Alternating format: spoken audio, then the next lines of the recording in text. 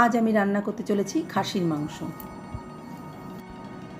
প্রথমে দিয়ে দিলাম কড়াইতে 500 গ্রাম খাসির মাংস।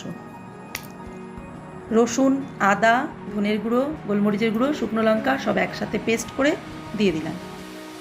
4 টেবিল স্পুন লবণ দিয়ে দিলাম। তার সাথে দিয়ে দিলাম 2 টেবিল স্পুন কাশ্মীরি লঙ্কার গুঁড়ো। একই সাথে দিয়ে দিলাম হলুদের গুঁড়ো। এবার দিলাম সর্ষের তেল। এবার দিয়ে দিলাম কুচিয়ে রাখা পেঁয়াজ আর টমেটো। 2টো তেজপাতা ছিঁড়ে দিয়ে দিলাম। এবার ভালো করে মাখিয়ে নিলাম।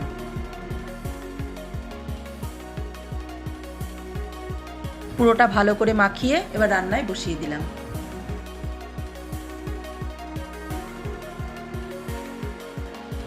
একটু নাড়াচাড়া করে ঢাকা দিয়ে দেব। মিনিট 10 ঢাকা দেওয়ার পর ঢাকনাটা তুলে নেব। এবার দিলাম অল্প কটা চই ঝাল। এবার কয়েক টুকরো পেঁপে দিয়ে ঢাকা দিয়ে দিলাম।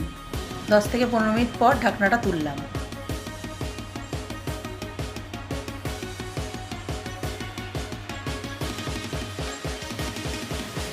এবার কেটে রাখা আলুগুলো দিয়ে দিলাম।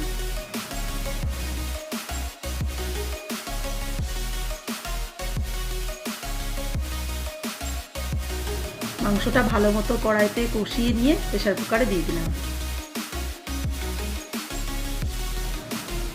প্রেসার কুকারের মধ্যে দিয়ে দিলাম গরম জল।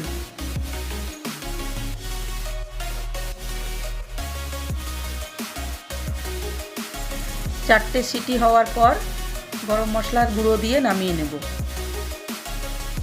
আর এই আমার মাটন কারি রেডি।